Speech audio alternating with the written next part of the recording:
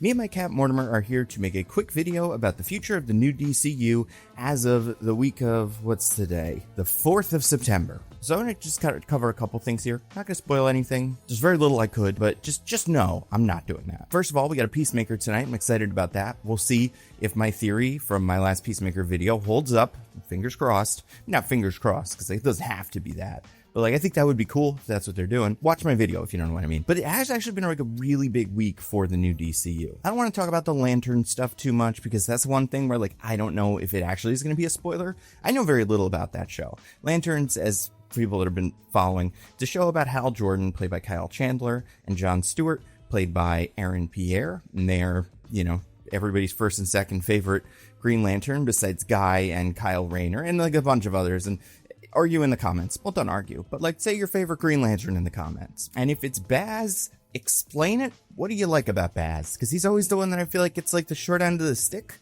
But maybe there's something there. I don't know. But this show, partially just because it's a television show and it's a detective-y television show, it seems like they're gonna play it kind of grounded. I don't think they're gonna go to space. The show is not taking place fully in space, that's for sure. I didn't think we would see many members of the Green Lantern Rogues Gallery, or just I didn't think it would get into too much of the big Green Lantern stories. I kind of felt like this would be a small, kind of self-contained thing, but either way, it still might be.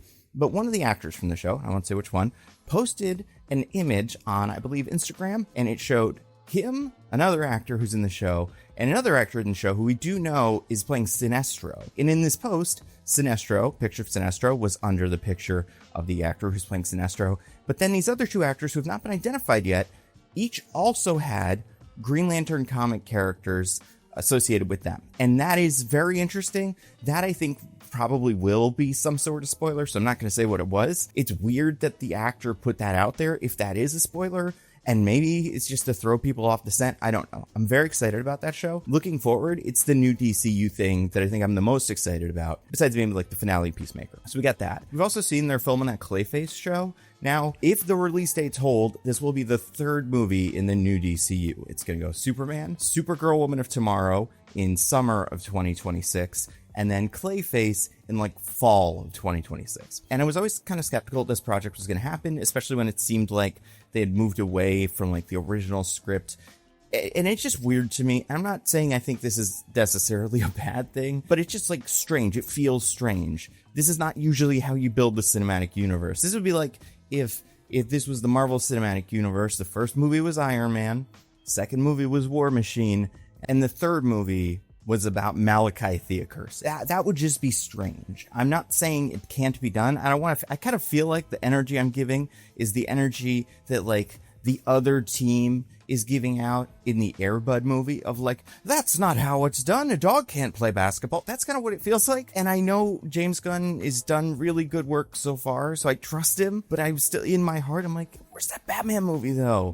But anyway, we're getting a Clayface movie. They're filming it. Looks fine. I think if anything, the idea of the pitch for this Clayface movie, very simple. And I think for that reason, it could work.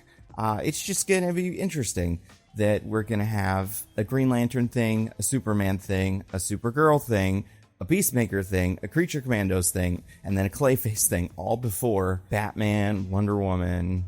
It's a little weird, but not necessarily a bad thing. It will probably be cool because James Gunn does a good job. Okay, so then the last big news, and Mortimer, he's moving around. He's getting very excited about this. Hello. He's excited because he doesn't know who's going to be in this movie at all. It could be Dexter, the cat from the Green Lanterns, who is probably one of his favorite characters. Could be Streaky, the super cat. Could be Cheetah. Could be Catwoman. Cheshire? Maybe Cheshire. Anyway, it probably won't be any of those. But we are getting a movie. It comes out July 9th in 2027, and it is called Man of Tomorrow. So we got this in the form of 3 tweets. The first one was from James Gunn. It just said Man of Tomorrow in theaters July 9th, 2027. And it had a picture. And this was from Jim Lee, very well-known artist. Not sure who did the colors on it, if Jim could have done the colors.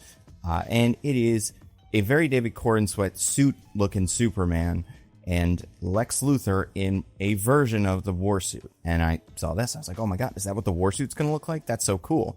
First of all, I love this idea that James Gunn and DC just decided to give some comic book creators like the heads up and be like, make some fun art for this. We talked about it a lot. I think that was really good for Fantastic Four. I think Marvel should do more of that. And then maybe right after, around the same time, Jorge Jimenez put one out with colors by Tomeo More. And this shows what seems to be Core and Sweat style Superman. And by Core and Sweat style, I mean he's got the collar, the same S, and Luthor fighting against the same enemy. So before they were standing next to each other, now they're like fighting together against someone else. I will note the war suit looks different here. Another way that this usually is drawn, like none of these look wrong. It's kind of like Iron Man, where like there have been different incarnations of Iron Man, the same way that has happened. There's different looks for the war suit. So we have another look for the war suit. And then Nicholas Hoult posted another image. So this was the third one. And this was drawn, and I would assume colored by Mitch Gerrits.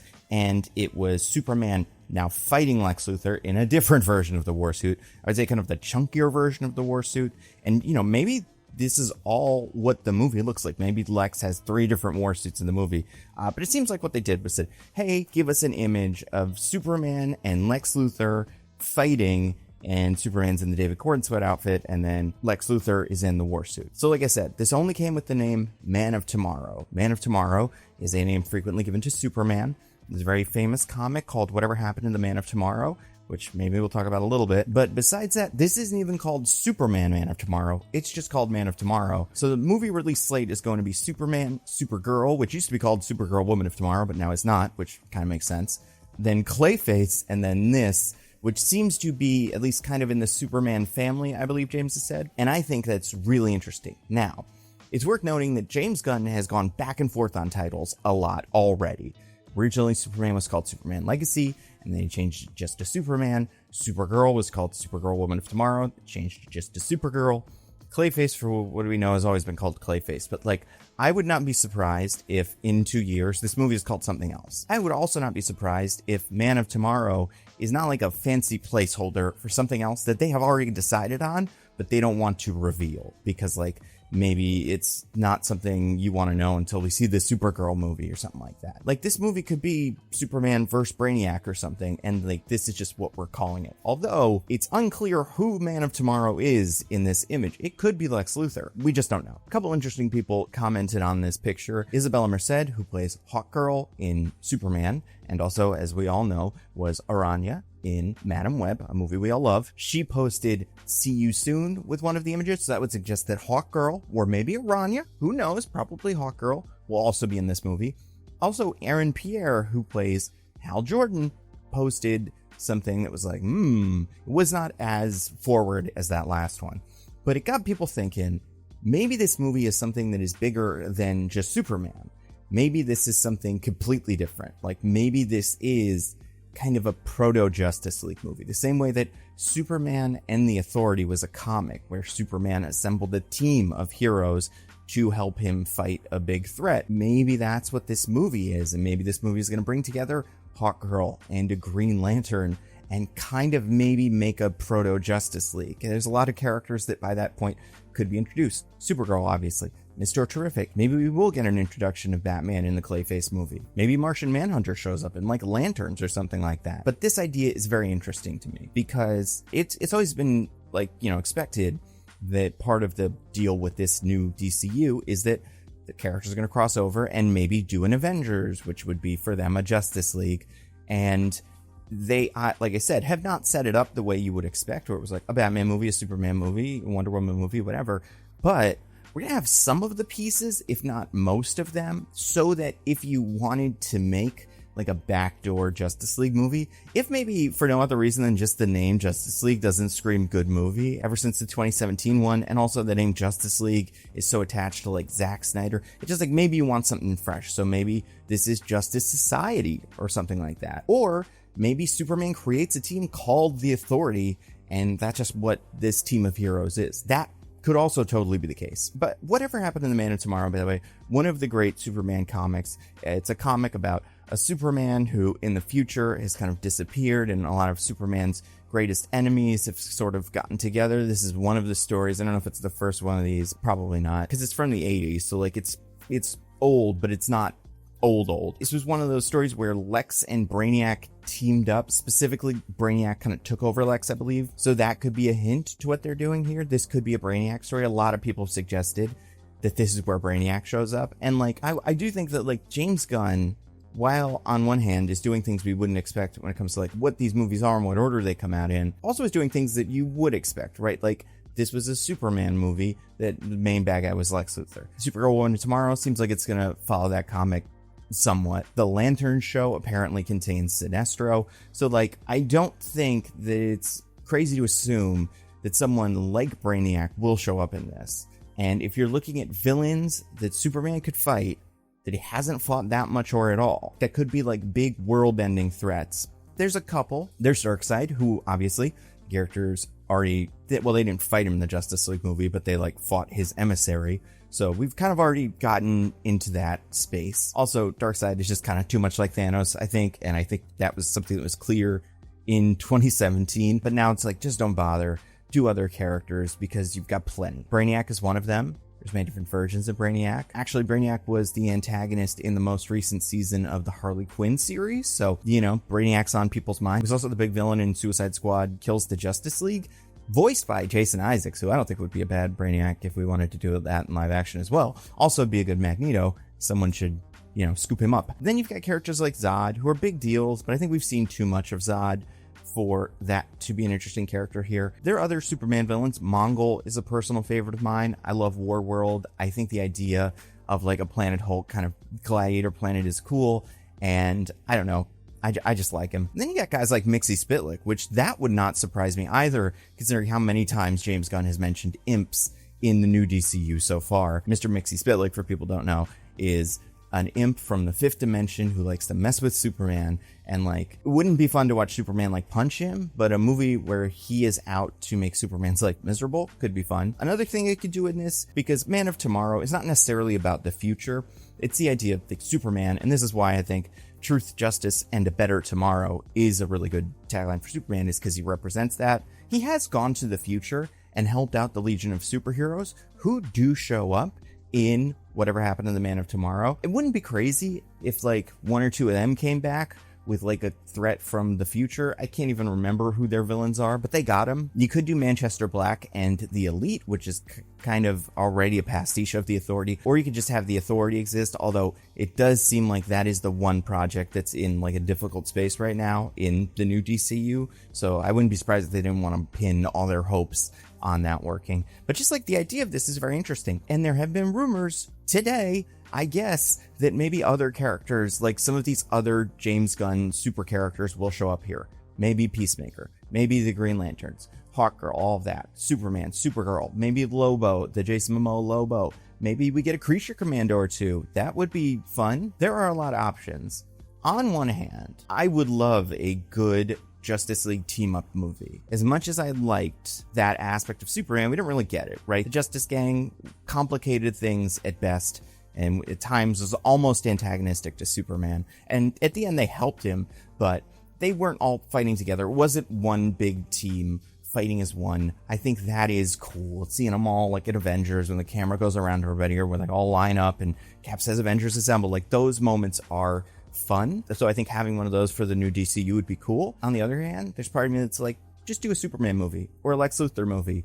And maybe this is a Lex Luthor movie. Like, Nicholas Hoult is great. His Lex Luthor was really popular. A lot of people liked him. What if this movie is just Lex Luthor solving a problem that Superman can't solve? Maybe like it's a kryptonite planet or something that Lex Luthor needs to go to. Maybe Superman gets captured and Lex Luthor has to find him because he's like worried that, you know, whoever captured Superman is going to do bad stuff. You know, you could do a movie where some sort of villain mind controls the heroes. Obviously, this would be Starro in any other version of the story. But as we can all remember, Starro was in the Suicide Squad, so they probably don't want to get in that again. Maybe have Mongol use the Black Zero, the flower that kind of makes you hallucinate, or maybe one of the other telepathic villains, maybe someone like Despero can come in and recruit a team of heroes to act as the villains, and like the super villains need to work together. I don't know. That's just an idea. These are all, you know, no bad ideas in a brainstorm. So I think this is interesting. I think this proves that like Warner Brothers is in on Superman, and I love that that's the case. I love that we don't have to worry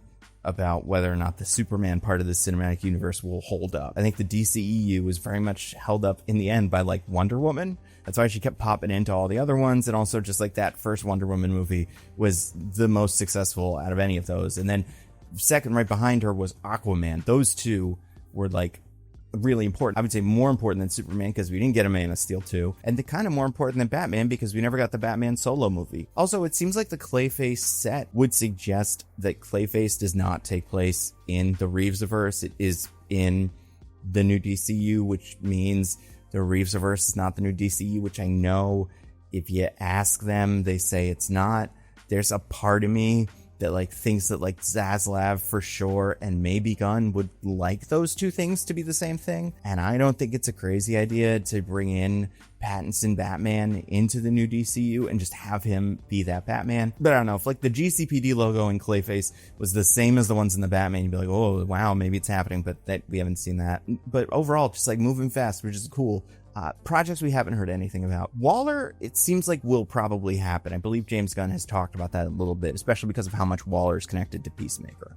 And we're introducing characters who are like in charge of Checkmate and stuff like that. Nothing from Booster Gold. Nothing from Swamp Thing, nothing from Authority. Brave and the Bold, I do think they're doing it, and I think they probably maybe have already picked their Batman, and I think it's the person that a lot of people think it is, an actor named Brandon Sklenar, just because of all the things that people have said, it would make sense. You know, it's possible they haven't decided on anybody yet, but I wouldn't be surprised if like he's the favorite, but it doesn't seem like that Batman movie will be out before Man of Tomorrow, so that's why I don't think it can be quite a proto-Justice League movie, unless Batman does have a presence in Clayface. Because like you can't do Justice League without Batman. But yeah, all in all, good, interesting. And you know what else is good and interesting? The subscription streaming service, Nebula. Oh, Nebula, it's the best. I am talking about the subscription streaming service that I and a bunch of my YouTube friends helped to create. And basically the pitch for my channel on Nebula, all my videos go up early and ad-free on Nebula. So like this video, you're watching it right now, it was on Nebula just maybe like a couple hours before it went live. But like my next video on my Nandovia Movies channel, that's going to be up probably like a couple weeks early. So like you get access to the videos early, ad-free. Lots of other YouTubers you already like, some of them who talk about comics and movies and stuff like that, are already on this platform. You got Patrick Willems, Captain Midnight, Princess Weeks, just added Shea Frillis Productions, who I love, obviously, and we're always adding more. Then we also have originals that we do. These like really high quality productions. Sometimes they're like videos. We've done documentaries. We did a play once. We're doing a series soon that is a scripted drama. It's an anthology in the vein of Twilight Zone and Black Mirror,